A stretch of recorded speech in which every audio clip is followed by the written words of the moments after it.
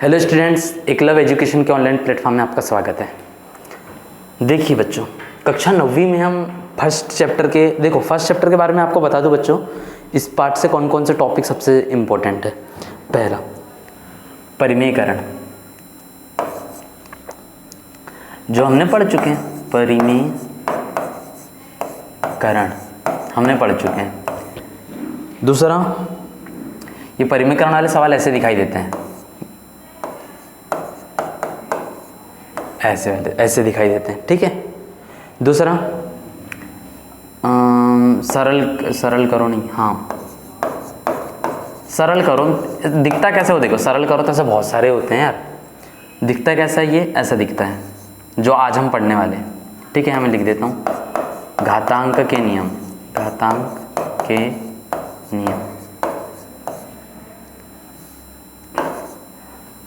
अब ये बहुत ही फेमस सवाल है, ऐसा वाला सवाल, ये घातांक के नियम। ये मैं वो बता रहा हूँ जो आपको बनने ही चाहिए इस पार्ट के अंदर, ठीक है ना। और कौन से हैं, और है सरल करो आपको बनना चाहिए, ठीक है। सरल करो कैसा दिखाई देता है बच्चों, ऐसा। मैंने ऐसे करवा चुका हूँ, मैं याद कर रहा था कौन कौन से, एक ये वाले और एक ये वाले, और इसके अलावा वो दो परिमेय संख्याओं के बीच एक परिमेय संख्या निकालना, 5 परिमेय संख्या निकालना, 6 परिमेय संख्या निकालना। ये आजकल एक अपरिमेय संख्या निकालना बड़ा पूछ रहा है, लेकिन उसको हम बाद में देखेंगे। अभी हमको आज फोकस करना ही है, क्योंकि ये कुछ भी हो जाए, वो तो हो सकता है अथवा में गायब हो जाए, कुछ भी हो जाए, लेकिन ये सवाल आते ही आते हैं। तो हमको उन सवालों पे पहले फोकस करना है, क्योंकि हमारे पास वक्त कम है, जो एग्जाम में आते ही आते हैं, ठीक है बच्चों। तो आज हमको पढ़ना है घातांक के नियम। देखो, घातांक की कुछ नियम है, ठीक है, लेकिन मैं नियम को नहीं सिखा रहा हूँ आप लोगों को, नियम मैं बाद में सिखाऊंगा, पहले कॉन्सेप्ट सिखाऊंगा। देखो, यदि मैंने यहाँ लिखा बच्चों, दो के ऊपर 3 की घात, ध्यान समझना बच्चों, आज घातांक के नियम अपन को सीखना ही है। पूरे तो नहीं सीख पाएंगे, लेकिन कोशिश करेंगे।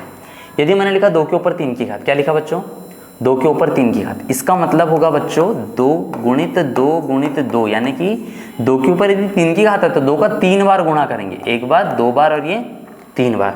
यदि 2 के ऊपर 2 की घात रहती तो हम 2 बार ही गुणा करते, 2 गुणित 2। यदि 2 के ऊपर 5 की घात रहे तो 5 बार लिखेंगे, 2 गुणित 2 गुणित 2 गुणित 2, ऐसे 5 बार लिखेंगे। तो ये समझ में आ गया बच्चों आपको। अब मेरे को एक बात बताओ,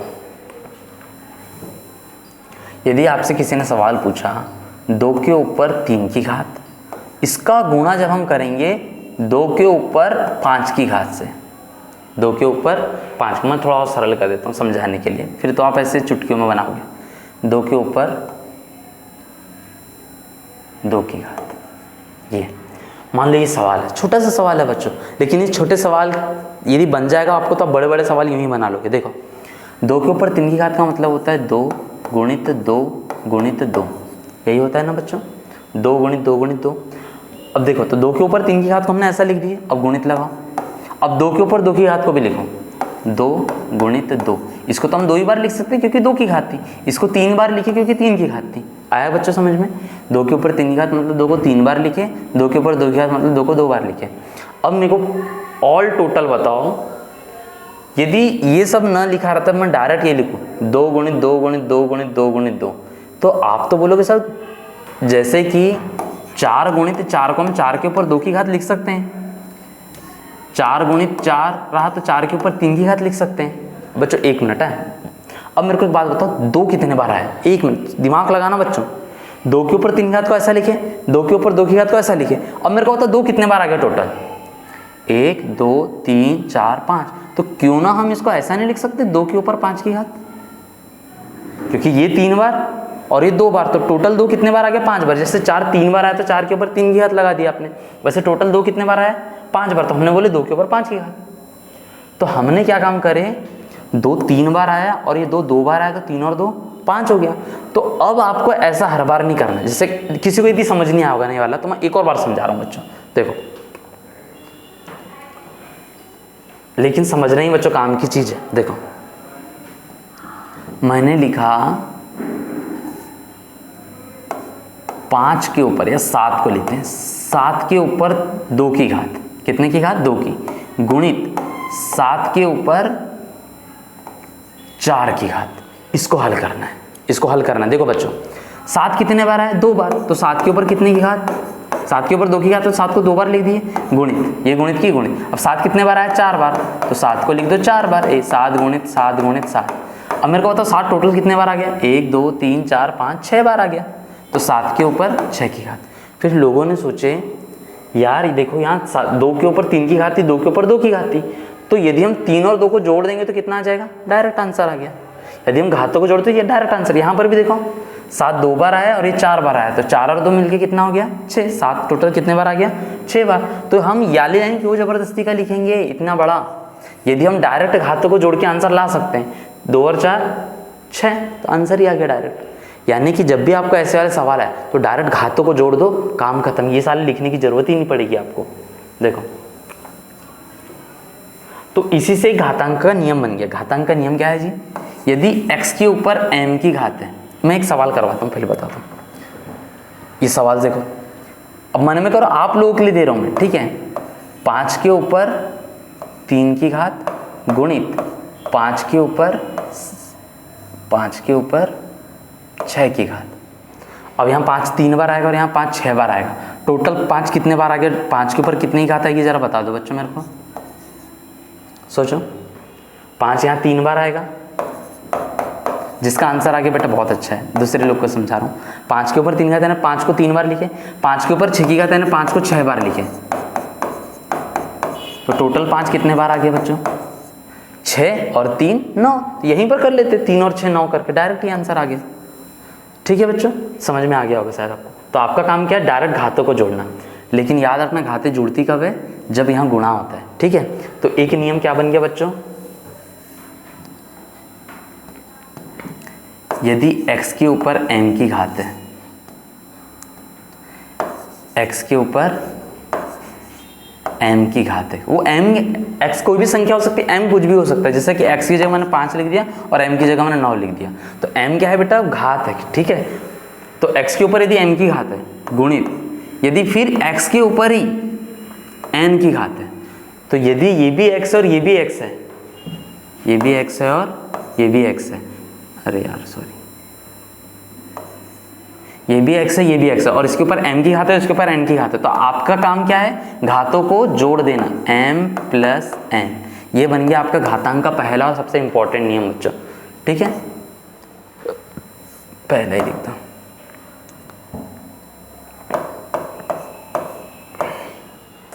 अब मेरे बात ध्यान सुनो बच्चों, यदि सवाल आपका ऐसा है, ध्यान से सुनना, बच्चे गलती कैसे करते हैं, 2 के ऊपर 5 की घात और फिर 3 के ऊपर 2 की घात।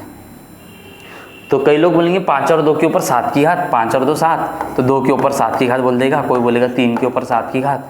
तो याद रखना, इसका सही आंसर कोई नहीं दे पाएगा बच्चों, इसका कोई सॉल्यूशन नहीं है, इसके लिए कोई नियम नहीं बना ऐसी चीज़ के लिए, इसको हल ही करना पड़ेगा।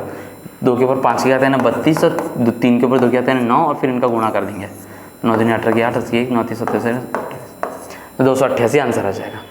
इसके लिए कोई नियम नहीं बने, क्यों नहीं बने, क्योंकि देखो आधार, देखो आधार किसको बोलते हैं, इसको समझ लो।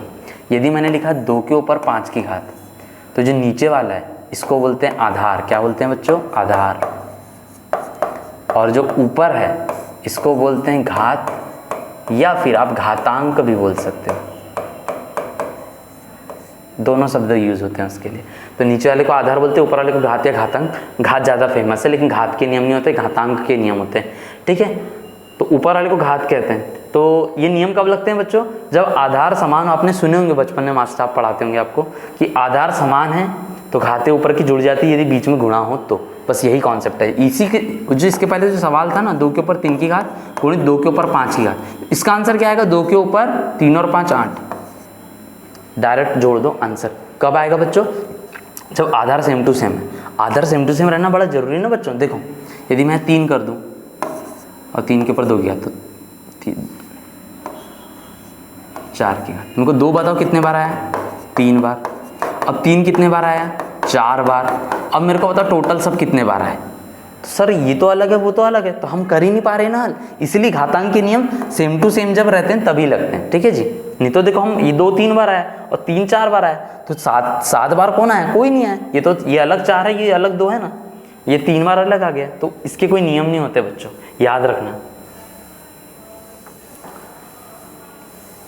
तो ये पहला नियम समझ में आ गया आपको। अब ध्यान से सुनो, यदि मान लो एक सवाल दिया मैंने 7 के ऊपर 9 की घात गुणित 7 के ऊपर 11 की घात। अब 7 को आप 9 बार लिखोगे और 7 को 11 के बार लिखोगे कि नहीं बेटा, डायरेक्ट आंसर बताओ। आधार समान है तो घातों को जोड़ देंगे यदि गुणा है तो डायरेक्ट आंसर बताइए बच्चों। 9 और 11 को जोड़ देंगे, तो 9 और 11 को जोड़ेंगे तो कितना आएगा बेटा, 11 और 9 20। ये आपका आंसर आ गया। तो यदि आधार समान है तो घातों को जोड़ देना है। कई लोग ये जो नियम लगाए हैं कोष्टक में लिख देते हैं बड़े अच्छे से, प्यार मोहब्बत से, आप भी लिख सकते हो। कई लोग नहीं लिखते, आप नहीं लिखोगे तो कोई बात नहीं है, लेकिन लिखने की कोशिश करा करो आप, इससे जांचक जो है वो खुश हो जाएगा। ये हमने याला नियम लगाया। नियम तो यही कहता है कि आप जो जो नियम लगा रहे हो उसको लिखना पड़ता है, जो नहीं लगाएंगे फिर गलत बात है। ये समझ में आ गया बच्चों, पहला सवाल था। चलो अब देखते हैं दूसरा नियम। इसके सवाल और 1 और 2 करवा देता हूँ मैं। देखो आपको वैसे याले सवाल है कि नहीं है एग्जाम में, वैसे तो नहीं है लेकिन फिर भी याद रहना चाहिए, ये 8th क्लास में ही थे आपको, ठीक है, फिर भी देख लो। यदि 5 की 5 बहुत हो गया बच्चों, यदि 13 के ऊपर 99 की घात है, कितने की घात है बच्चों, 99 की, गुणित फिर 13 के ऊपर 3 की घात है। 13 के ऊपर कितनी घात है बच्चों, 3 की। अब मेरे को एक बात बताओ बच्चों, 13 के ऊपर 99 की घात, 13 के ऊपर 2 की घात। तो सबसे पहले आपका काम है बेटा देखना कि आधार समान है। कि आधार है मतलब जो नीचे रहता है, घात के नीचे जो रहता है, यहाँ पर आधार क्या है 13 और यहाँ पे आधार क्या है 13, तो आधार तो समान है। तो आधार समान है और बीच में क्या दिख रहा है आपको, गुणा, तो घातों को आपको जोड़ देना है। तो आंसर कितना आएगा बच्चों, 13 यहाँ पे 99 बार आया होगा, 13 गुणित 13 गुणित 13 से कितने बार आया होगा, 99 बार, और यहाँ 13 कितने बार आया होगा, 3 बार। तो टोटल 13 99 बार आया, 13 3 बार, तो टोटल 13 कितने बार आ गया होगा, 13 99 धन 3 कितना हो गया, 13 99 धन 3 हो गया बच्चों 102। तो ये रहा आपका आंसर। यहाँ आपको फॉर्मूला लिख लेना है, फॉर्मूला नहीं यानी कि घातांक का जो नियम है वो लिख देना है। तो ऐसा कुछ है बच्चों घातांक का पहला नियम। शायद मेरे ख्याल से समझ में आ गया होगा आपको। और मेरे बताओ ध्यान से सुनो, ऐसा जरूरी नहीं कि 2 ही आएगा, और भी कुछ आ सकता है। नहीं आया समझ में, देखो जैसे मैंने यहाँ लिखा 11 के ऊपर 2 की घात गुणित 11 के ऊपर 3 की घात गुणित 11 के ऊपर 5 की घात, और भी कुछ आ सकता है लेकिन इतने रहने दो। तो सबके आधार समान है तो घातों को जोड़ दो, 2 धन 3 धन 5, तो टोटल कितना हो गया, सबको जोड़ो, 3 और 2 5 और 5 10, तो 11 के ऊपर 10 की घात। तो ज़्यादा भी आ सकते हैं और भी आ सकते हैं, उसकी दिक्कत नहीं है, बस आपको याद रखना है आधार समान है और बीच में गुणा है तो घातों को आपको जोड़ देना है, काम खत्म, ठीक है। तो ये था बच्चा पहला नियम। अब देखते हैं दूसरा नियम। सेम यही नियम है बच्चों, लेकिन उसको ध्यान से समझना। यदि मैं यहाँ लिखता हूँ बच्चों 7 के ऊपर 5 की घात, कितने की घात, 7 के ऊपर 5 की घात, या एमपी बच्चों, ये गुणे से ज़्यादा एमपी भागित वाला होता है, ध्यान से सुनना।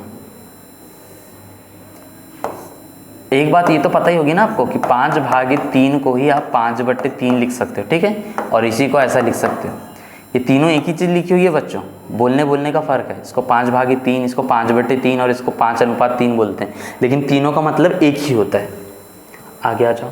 यदि लिखा है 7 के ऊपर 5 की घात और ये बटे में लिखा हो या भागित लिखा हो, बात एक ही है, ठीक है जी। तो 7 के ऊपर 5 की घात बटे 7, बस सिर्फ 7। ये मैं अभी समझाने के लिए थोड़ा सा बता देता हूँ तो कठिन लगेगा। 7 के ऊपर 5 की घात तो बटे 7 के ऊपर 2 की घात। तो आप यूँ बोलो ना, आधार तो समान है, इसके आधार में भी 7 है और इसके आधार में भी 7 है, तो जोड़ना नहीं है बच्चों, इस बार तो गुणा नहीं है। देखो यहाँ पर क्या कह रहा है, आधार समान हो और बीच में गुणा हो तब घातों को जोड़ना है। यहाँ पर देखो आधार समान है लेकिन बीच में भागित है, तो आपको घातों को इस बार घटाना है। और घटाना ही क्यों है बेटा, देखो 7 के ऊपर 5 की घात मतलब 7 गुणित 7 गुणित 7 गुणित 7 गुणित 7, और 7 के ऊपर 2 की घात मतलब 7 गुणित 7।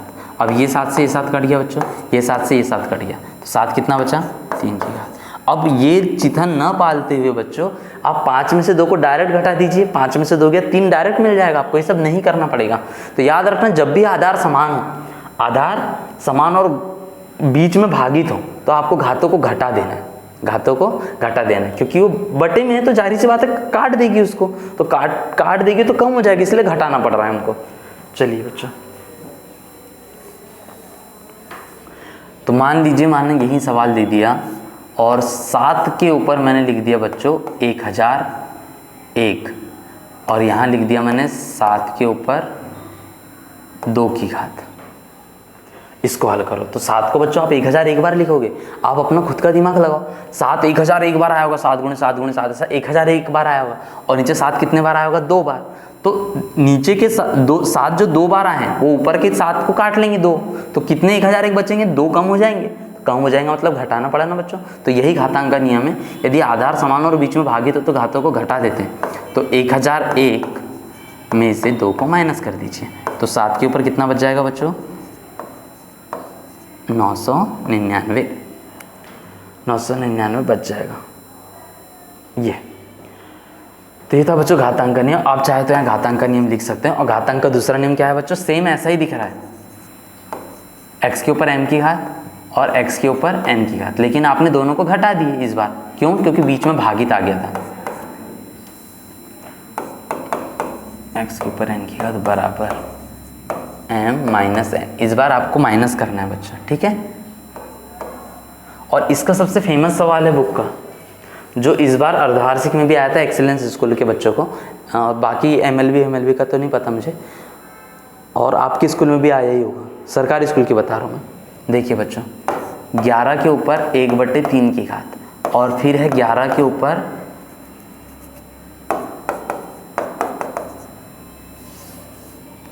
1/, मेरे को एग्जैक्ट तो नहीं पता लेकिन ऐसा ही कुछ है। यदि मैं गारंटी ले रहा हूँ, यदि ये वाला बना ली तो आप वाला भी बना ही लोगे, ऐसा कुछ आया था। दिख रहा है क्या बच्चों, दिख रहा है, 11 के ऊपर 1/3 की घात और 11 के ऊपर 1/5 की घात। देखिए ये सवाल है आपका। तो फिर मुझे बताइए, आधार समान है इनके, आधार में 11 है ना, आधार समान है, आधार 11 इनका समान है, लेकिन जो घाते हैं वो तो असमान है ना, तो हमको तो घातों से मतलब भी नहीं रहता। आधार समान है बच्चों, और उनके बीच में क्या है, आधार के बीच में क्या है, भागित है कि गुणा है। गुणा रहेगा तो घातों को जोड़ देंगे और भागित रहता तो घटा देंगे। तो क्या है यहाँ पे, भागित है, तो क्या करेंगे हम, घातों को घटा देंगे। तो 11 के ऊपर 1/3 की घात माइनस 1/5 की घात। आया क्या सबसे समझ बच्चों, 11 के ऊपर 1/3 की घात और 11 के ऊपर 1/5 की घात, तो हमने क्या काम कर, दोनों को घटा दी। अब पहली बात, जिसको घटाते नहीं आता होगा उसको यहाँ दिक्कत जाएगी। देखो बच्चों, 5 में से 3 या 2 सबको आता है, 10 में से 3 या 7 सबको आता है, लेकिन ऐसी परिमेय संख्या को घटाते जिसको नहीं आता होगा उसको थोड़ी दिक्कत जाएगी। तो उसको मैं ट्रिक बता रहा हूँ, उसके जीवन के दुख कम हो जाएंगे। देखो मैं अलग से बता रहा हूँ, ठीक है, इसको जूम करो तो ऐसा कुछ दिखेगा, ठीक है बच्चों। इसको घटाते कैसे, देखो परिमेय संख्याओं को घटाते कैसे, देखो तो इसको तो बहुत से तरीके हैं घटाने के बच्चों, लेकिन आपको कौन सा तरीका काम आएगा एग्जाम में, सबसे सरल और सबसे सस्ता और सबसे अच्छा, वो ये है बच्चों कि तिर्यक गुणा करो। यहाँ पे थोड़ा सा 5 का गुणा 1 से करो, 5 एकम, और याद रखना पहले 5 एकम 5 और फिर इधर से करो 3 एकम 3 और बीच में माइनस है तो माइनस। यहाँ पर ऐसा मत करना कि पहले 3 एकम 3 करके लिख रहे हो, नहीं बच्चों, गुणा उधर से ही करना पड़ेगा आपको, आपके सीधे हाथ तरफ से करना पड़ेगा, ठीक है। क्या करें हमने, सीधे हाथ तरफ से देखो 5 एकम 5, इसका गुणा करो 5 एकम 5, अब ऐसा गुणा करो 3 एकम 3, 3 एकम 3, और उन दोनों की संख्याओं के बीच में माइनस है तो आप भी माइनस लगा देना। फिर से बता रहा हूँ बच्चों, 5 एकम 5 और 3 एकम 3, देखो 5 एकम 5 3 एकम 3, बीच में माइनस था, माइनस लगा दी। और बटे में क्या लिखना है, इसका गुणा कर दो, 3 5, नीचे नीचे का गुणा कर दो तो नीचे लिख दो 3 5 15, ऐसा में 5 एकम 5 3 एकम 3 3 5 15। अब इसको हल कर दीजिए, 5 में से 3 गया 2/15, ये आंसर आ गया आपका। तो इसको हल करें तो कितना है आपका, 11 के ऊपर 2/15 की घात, ये आपका आंसर बच्चों। इसको बनाने का एक और तरीका क्या सिखाया जाता है बच्चों, कि पहले एलसीएम लो, 3 और 5 का एलसीएम कितना निकला 15, 3 का पहाड़ा पढ़ो 15 आते तक 5 बार में, उस 5 का 1 में गुणा करो, 5 एकम 5, अब 5 का 15 से गुणा करो, 5 तिया 15, और 3 का 1 में गुणा करो, 3 एकम 3, और बीच में माइनस था माइनस, तो ये तो वही लाइन आ गई, 5 में से 3 गया 2/15। देखो हमने इतनी चीज़ें नहीं भी पाले फिर भी हमारा 2/15 आ चुका था। तो ये तो और लेंदी प्रोसेस है बच्चों। तो इसमें यदि कोई इससे बनाते वो भी बनाओ बस बच्चों, कोई अच्छा सस्ता मत देखो, जिसको जो विधि अच्छी लग रही उससे बनाओ, किसको ये अच्छी लग रही इससे बनाओ, लेकिन बनाना है अपने को। चलो समझ में आ गया बच्चों आपको। तो ये थे बच्चों अपने घातांक के नियम।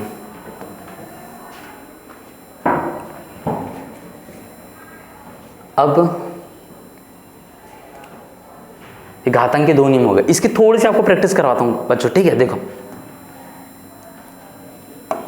11 के ऊपर 1/3, 11 तो हो गया जी, 7 के ऊपर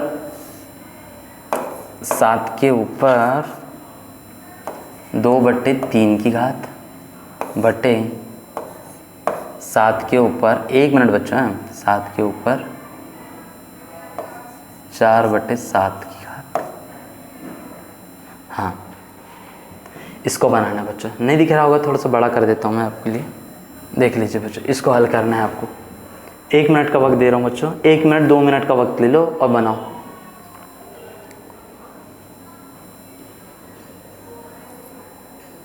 ठीक है बच्चों, वीडियो पॉज करके बना लेना यार, मेरे पास ना वक्त नहीं है बच्चों, जल्दी बनाओ।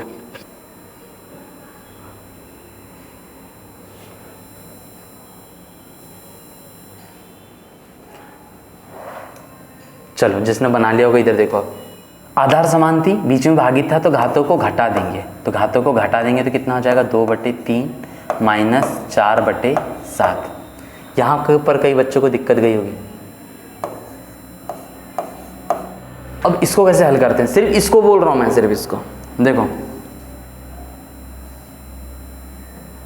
अब बोल रहा हूँ सिर्फ इसको कैसे हल करते हैं। तो देखो 3 गुणा करो, देखो 7 तो 7 की जगह आ जाएगा बच्चों, कोई दिक्कत नहीं है, 7 अपनी जगह आ जाएगा। इसको हल करने पर यहाँ पर क्या आएगा मैं वो बता रहा हूँ। देखो इसको रफ कॉपी में जाना है, कई बच्चे यहीं पर कर लेते हैं, आपकी मर्जी बच्चों। देखो 7 दूनी 14, 3 चौ 12, तो ऊपर ऊपर का काम हो गया, 7 दूनी 14, 3 चौ 12। अब नीचे वाले का गुणा करो, 3 7 21, और बीच में माइनस होता है माइनस, यदि प्लस रहता है ना बच्चों तो बीच में प्लस लगाते हैं। अब इसको हल कर लीजिए, 14 में से 12 गया 2/21, यहाँ पर आ जाएगा बच्चों 2/21, जिसका आंसर आ गया होगा बेटा कॉन्ग्रेचुलेशन, जिसका नहीं आया बेटा थोड़ी सी मेहनत कर लो, थोड़ी सी प्रैक्टिस कर लो। ये 2 नियम बड़े इंपॉर्टेंट थे बच्चों, और इनकी प्रैक्टिस कर लेना। मैं कुछ कुछ क्वेश्चन दे देता हूँ, आप लोग बना लेना बच्चों। 2 के ऊपर 50 की घात गुणित 2 के ऊपर 5 की घात, आधार समान है, बीच में गुणा है, घातों को क्या करना है बच्चों देख लेना, दिमाग लगाओ बेटा। कौन सा वाला दिख रहा है, पहला वाला दिख रहा है, दूसरा वाला दिख रहा है, अच्छे से देखो। यदि ऊपर वाला दिख रहा है तो घातों को जोड़ देना, यदि आपको नीचे वाला दिख रहा है तो घातों को घटा देना। चलिए पहला क्वेश्चन, दूसरा दे देता हूँ मैं आपको। 17 के ऊपर 1/3 की घात भागित 17 के ऊपर 1/2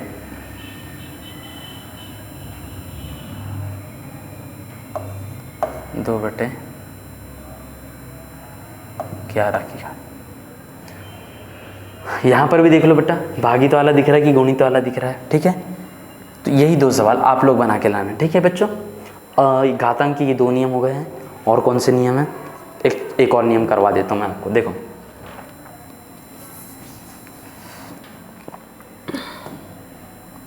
देखिए बच्चों, बड़ा इंटरेस्टिंग नियम है।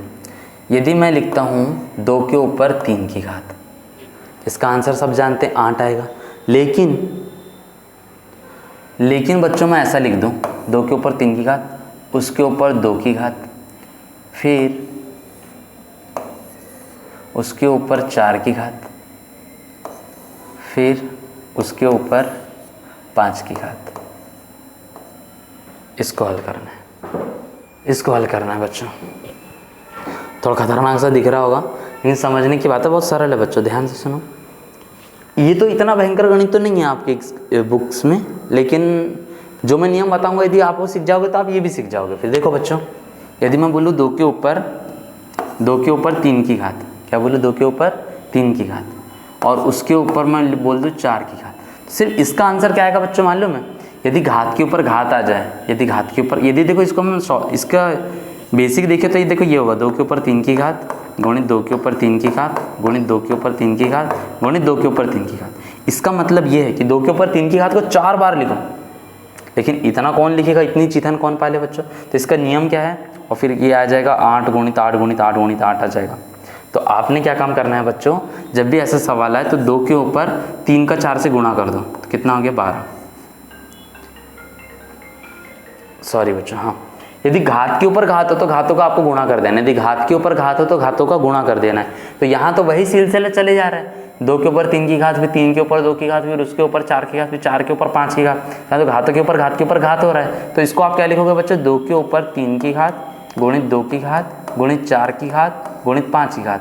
ये इसका आंसर है बच्चों। इसका आंसर कितना आ जाएगा, 3 दूनी 6, 6 6 24, 24 पंचे 120, तो 3 के ऊपर 120 की घात, ये आंसर आ जाएगा। तो नियम क्या कहता है बच्चों, यदि घात के ऊपर घात हो तो घातों का गुणा कर देना है आपको, ठीक है। तो ये मैं नियम लिखवा देता हूँ। यदि x के ऊपर m की घात और उसके ऊपर n की घात है, तो इसका आंसर क्या आएगा बच्चों, x m × n, ये आंसर इसका। वो गुणित है बच्चों, धन नहीं है। आप कई बच्चे धन समझ लेंगे वो x m, और मैं इसको ऐसा लिख देता हूँ, ठीक है बच्चों।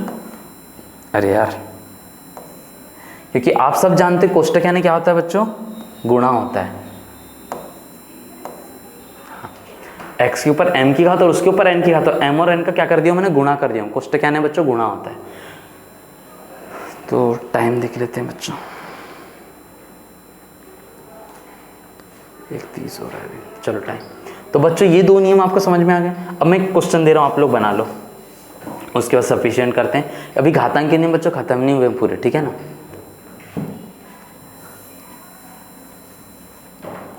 एक और नियम सुन लो बच्चों, यदि इस दुनिया में किसी के ऊपर भी, यदि 5 के ऊपर भी 0 की घात है, 5 के ऊपर 0 की घात, तो इसका आंसर आएगा 1 बच्चों। कितना आएगा, 1। यदि मैं बोलूँ x के ऊपर 0 की घात, इसका आंसर आएगा 1। यदि मैं बोलूँ 7 के ऊपर 0 की घात, इसका आंसर आएगा 1। मैं बोलूँ बेटा 9 के ऊपर 0 की घात, इसका आंसर आएगा 1। क्यों आएगा 1? देखो बेटा ये तो बड़े मुश्किल की बात है, लेकिन समझ लो। यदि मैं लिखूँ बच्चों, बहुत ध्यान से सुनना, मैं 5 के ऊपर 0 की घात का आंसर लाना चाहता हूँ। वैसे बताना तो नहीं चाहिए बच्चों को, टाइम ना होता, लेकिन मैं जल्दी से बता देता हूँ। 5 के ऊपर 0 की घात का आंसर हमको लाना है। तो मेरे को एक बात बताओ, इसको हम ऐसा लिख सकते हैं बेटा, 5 के ऊपर 1 की घात बटे 5 के ऊपर 1 की घात।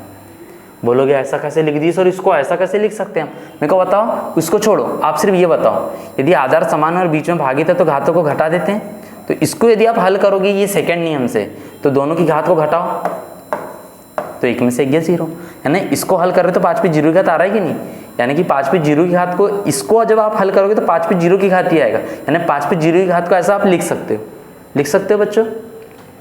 अब इसको हल करो, 5 पे 1 की घात है ना 5 होता है, 5 पे 1 की घात है ना 5 होता है, तो 5 एकम 5, 5 एकम, तो आंसर तो 1/1 है। 1/1 मतलब 1 होता है, क्योंकि हर संख्या 1 में 1 होता है। इसीलिए किसी के पे भी 0 की घात है तो समझ जाना उसका मतलब 1 होता है बच्चों। और ये न्यूमेरिकल ऑब्जेक्टिव खालिस्तान में पूछा जा सकता है। तो याद रखना, x के ऊपर यदि 0 की घात है तो इसका आंसर आ गया 1। x क्या बेटा, कोई भी संख्या हो सकती है, x कोई भी संख्या हो सकती है, वो 0 है। तो किसी के ऊपर यदि 0 की घात हो तो उसका मान कितना आता है बेटा, 1 आता है। और कोई नियम, और 2-3 नियम है बच्चों, लेकिन सबसे ज़रूरी नियम यही थे, ठीक है बच्चों, जिसमें आपके इसके सवाल बहुत है और इसके सवाल बहुत है बच्चों आपकी इस बुक में। तो ठीक है बच्चों, आज के लिए क्लास यहीं समाप्त करते हैं, बाकी कल देखेंगे। तो आज के लिए सफिशिएंट है, धन्यवाद।